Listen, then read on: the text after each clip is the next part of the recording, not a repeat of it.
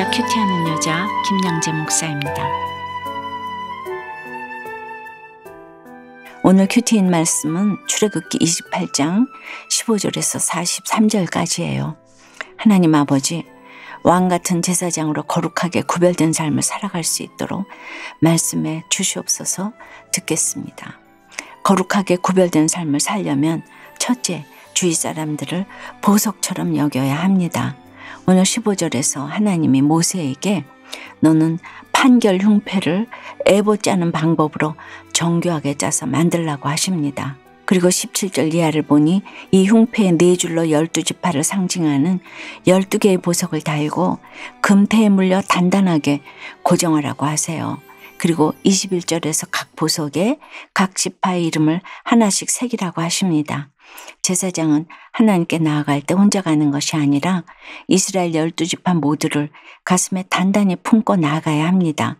그래서 29절에서 아론이 성소에 들어갈 때는 이스라엘 아들들의 이름을 기록한 이 판결 흉패를 가슴에 붙여 여호와 앞에 영원한 기념을 삼을 것이니라고 하신 것입니다. 여기서 영원한 기념은 원어로 지속적으로 기억하고 지속적인 기억으로 남아있게 하라는 의미예요. 그렇다면 우리는 무엇을 기억해야 할까요? 12보석의 색깔은 각기 다 다릅니다. 어떤 것이 더 낫고 아름답다고 할 것이 없지요. 각각의 아름다움이 어우러져 전체의 아름다움을 나타냅니다. 이것이 우리를 향한 하나님의 시선이고 제사장이 하나님의 백성을 바라봐야 할 시선입니다. 그렇습니다. 우리는 모두 하나님의 가슴에 깊고 단단하게 박힌 아름답고 존귀한 보석들입니다. 그리고 하나님은 먼저 믿은 우리를 제사장으로 부르셔서 다른 이들을 보석처럼 여기고 품도록 하십니다. 하지만 이것은 말처럼 쉬운 일이 아닙니다. 외도하는 배우자, 속썩이는 자녀, 괴롭히는 직장 상사, 시기를 유발하는 친척 등등 우리 주변에는 보석처럼 여기기 힘든 사람들이 참 많지요. 우리가 어떻게 하면 이들을 보석처럼 여기고 품을 수 있을까요? 먼저 하나님이 나에게 주신 은혜를 기억해야 합니다. 허물투성이에 죄 많은 나를 하나님이 보석 삼아 주신 은혜를 깨달아야 해요. 이 은혜와 사랑을 깨달은 자는 그 어떤 누구라도 가슴에 품을 수 있습니다. 30절에 너는 우림과 둠밈을 판결 흉패 안에 넣어 아론이 여호와 앞에 들어갈 때에 그의 가슴에 붙이게 하라. 아론은 여호와 앞에서 이스라엘 자손의 흉패를 항상 그의 가슴에 붙일지니라고 하세요. 제사장은 12보석을 받은 흉패 안쪽 주머니에 우림과 둠밈을 넣었는데 위기 때 이것으로 하나님의 뜻을 분별했어요. 이 우림과 둠밈이 어떻게 생겼는지 기록되어 있지는 않지만 우림의 뜻은 빛들이고 둠밈의 뜻은 완전함이에요. 우리가 힘든 사람을 보석처럼 여기고 말씀의 빛 가운데 나아가면 대단한 분별력을 갖게 된다는 것이지요. 그런데 보석은 가만히 두면 안 되고 자꾸 닦고 깎여야 더 빛이 납니다. 고난 가운데 깎이고 닦일수록 분별력이 생기면서 점점 찬란한 보석이 되어가는 것입니다. 그러니 여러분, 나를 찬란하게 하는 힘든 사람이야말로 버리고 끝내야 할 대상이 아니라 아끼고 닦아서 쓰임받을 귀중한 보석이 정말 맞습니다. 적용 질문입니다. 나 같은 죄인을 보석처럼 여겨주신 하나님의 은혜를 경험한 적이 있습니까? 그 은혜를 기억하며 나를 힘들게 하는 배우자와 자녀, 부모, 직장 상사와 동료들을 보석처럼 귀하게 여기고 있습니까? 거룩하게 구별된 삶을 살려면 둘째, 하나님 앞에 두렵고 떨리는 마음으로 나아가야 합니다.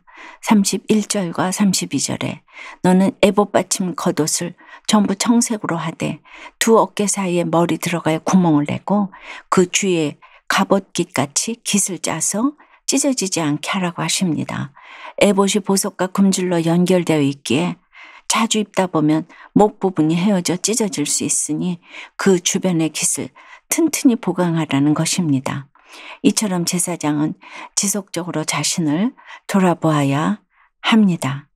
또 33절과 34절에 그 옷 가장자리로 돌아가며 청색, 자색, 홍색 실로 석류를 수놓고 금방울을 간격을 두어 달되 그 옷 가장자리로 돌아가며 한 금방울, 한 석류, 한 금방울, 한 석류가 있게 하라고 하세요.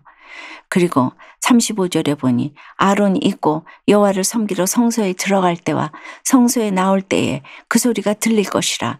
그리하면 그가 죽지 아니하리라고 하십니다. 중요한 것은 금방울이 울리는 소리가 나야 한다는 것이에요. 그것은 곧 하나님 앞에 두렵고 떨림으로 겸손하게 나아가는 모습을 상징합니다. 유대 전승에 따르면 금방울은 적게는 36개, 많이는 72개까지 달렸다고 해요. 그러니 제사장이 움직일 때마다 소리가 꽤 크게 들렸겠지요. 이처럼 제사장은 두렵고 떨리는 마음으로 직분을 행해야 했습니다. 우리도 매일 말씀을 묵상하고 공예배를 드릴 때 이와 같은 마음이 있어야 합니다. 그런데 타성에 젖어 습관적으로 말씀을 보고 예배 드리는 것은 금방울에서 소리가 나지 않는 것과 같습니다. 그러면 우리의 영이 죽은 자와 같이 된다는 것을 알아야 합니다. 여러분, 출애굽기 지금 묵상이 너무 어려우시죠? 그래서 다 너무 어려워서 절대로 이 출애굽기 성막복문을 다들 안 읽어요. 그런데 제가 너무 힘들어지고 주님을 만나니까 집에서 혼자서 성경을 묵상하는데 이런 것들이 깨달아지는 거예요. 그게 뭐죠? 이것을 예수 그리스도로 인한 깨달음으로 깨달아지니까 이걸 여러분들 문자적으로 지금도 홍색실, 자색실, 그래서 오림과 둠밈을 보석을 가운데 차고 이렇게 문자적으로 성경을 읽는 게 아니에요. 문자적으로 성경을 읽는 파도 많이 있더라고요. 그게 아니고요. 성경이 무슨 뜻인지 하나도 모르다가 너무 힘들어지니까 이게 나를 위해 죽어주신 예수님의 이야기로 이게 읽히기 시작하는 거예요. 그래서 오실 예수님에 대한 이야기고 신약은 오신 예수님의 이야기로 이것이 읽히니까 이것이 지금 우리의 삶에 어떻게 적용되어지는지가 깨달아지니까 제가 남편에게 복종이 되기 시작한 것이고 구원을 위해서 기도하기 시작한 것이에요. 지금 우리가 성경 공부하고 있는 게 아닙니다. 이것을 정말 여러분들이 깨달아졌으면 좋겠습니다. 적용해 보세요. 여러분은 매일의 말씀 묵상과 공예배를 통해 두렵고 떨리는 마음으로 하나님께 나아가고 계신가요? 타성에 젖어 습관적으로 예배를 드리고 있지는 않나요? 남편의 파킨슨 병이라는 고난을 통해 제사장 부부로 살아가는 축복을 누리게 되었다는 한 집사님의 큐티인 묵상 간증이에요. 저는 이혼하고 아들이 7살 때 혼자 딸을 키우고 있던 지금의 남편을 만났어요. 그런데 재혼을 준비하던 중에 남편이 파킨슨병 진단을 받았어요. 당시 남편의 나이는 36에 불과했지요. 하지만 저는 관리만 잘하면 일상생활이 가능하다는 의사의 말을 듣고 재혼을 감행했답니다. 그런데 막상 재혼에서는 병을 알고도 결혼해 주었다며 남편에게 생색을 내고 자녀들에게는 재혼 가정임을 말하지 못하게 했어요. 이런 저 때문에 남편과 자녀들은 언제나 제 눈치를 보았답니다. 그러다 재혼 6년 차에 남편의 병이 급격히 악화되었어요. 절망한 남편은 방황하며 하나님을 원망했고 저희 부부는 이혼 위기에 처했지요. 그리고 그중 저희는 말씀 공동체로 인도함을 받았어요. 저는 말씀을 들으며 그동안 하나님을 원망하며 아무 문제 없는 척 포장하며 교만하게 살아온 지난 날을 회개하였답니다. 현재 저희 부부는 소그룹 모임에서 부리더로서 이혼과 재혼 가정을 채우라며 섬기고 있어요. 그리고 파킨슨병 환우 모임에서도 복음을 전하고 있답니다.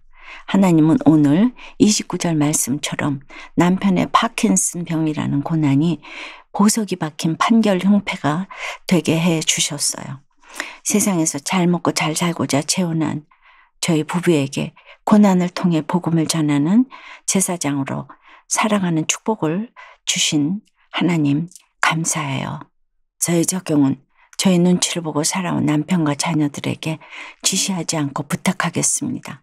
매일 아침 큐티한 내용을 SNS 대화방을 통해 파킨슨병 환우들과 나누겠습니다. 입니다. 오늘 43절에 아론과 그의 아들들이 회막에 들어갈 때나 제단에 가까이 하여 거룩한 곳에서 섬길 때에 그것들을 입어야 죄를 짊어진 채 죽지 아니하리니 그와 그의 후손이 영원히 지킬 규례니라고 하십니다. 제사장이라 하더라도 복장에 대한 규례를 제대로 지키지 않으면 죄를 짊어진 채 죽을 수 있다는 것이지요. 제사장의 옷이 화려하고 멋있어 보이지만 제사를 드리러 번제단에 오를 때 바람이 불거나 걸음이 커지면 하체가 드러날 가능성이 있었습니다. 그래서 반드시 속바지를 입어야 했어요. 이렇게 사소한 부분까지도 두렵고 떨리는 마음으로 주님 앞에 나아가야만 여호와께 성결의 삶을 살 수 있습니다. 사랑하는 여러분, 오늘 하루도 말씀 앞에서 두렵고 떨리는 마음으로 성결의 삶을 살아내시길 간절히 기도합니다. 기도드립니다. 하나님, 오늘 말씀을 통해 제사장의 옷 하나하나에도 우리를 향한 하나님의 사랑이 담겨 있음을 보았습니다. 우리를 제사장으로 불러주신 것은 하나님께 받은 사랑을 전하라는 것임을 깨닫고 힘든 배우자와 자녀와 부모, 직장 상사와 동료를 보석처럼 귀히 여기고 품을 수 있도록 도와주시옵소서. 여호와께 성별된 삶을 살기 위해 삶의 사소한 부분도 말씀을 앞에 두고 두렵고 떨리는 마음으로 적용할 수 있도록 인도해 주시옵소서. 오늘 특별히 투병 중인 지체들을 위해 기도합니다. 질병의 고난을 통해 거룩하게 구별된 인생을 살아갈 수 있도록 주여 도와주시옵소서. 오랜 고난 가운데 낙심하지 않고 날마다 말씀의 빛 가운데 나아갈 때 우리의 고난이 찬란히 빛나는 보석이 될 줄 믿습니다. 주여 역사해 주시옵소서. 예수 그리스도 이름으로 기도드리옵나이다. 아멘. 지금까지 우리들 교회 김양재 목사님이었습니다. 큐티에 도움받기 원하시는 분들은 QTM 홈페이지 qtm.or.kr 또는 유튜브에서 QTM을 검색하시면 도움받을 수 있습니다. 자세한 문의사항은 지역번호 031-705-5360번으로 문의하시기 바랍니다.